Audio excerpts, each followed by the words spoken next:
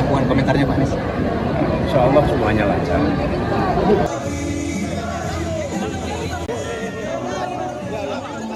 Ada komunikasi sama Prabowo, Gus? Pasca keputusan kemarin? Sudah berkali-kali kita sowan. Secara pribadi apa sudah ketemu, Gus? Sudah. Kami menghormati semua keputusan dan ikhtiar kita adalah untuk membawa keadilan, menghadirkan kesejahteraan. Itu yang menjadi fokus kita. Pak Anies, Caimin sekarang udah mulai diserang lagi dengan kasus-kasus Kementerian Tenaga Kerjanya. Artinya upaya-upaya untuk terus katakanlah mengganggu penjagalan. Dilakukan komentarnya Pak Anies? Insya Allah semuanya lancar.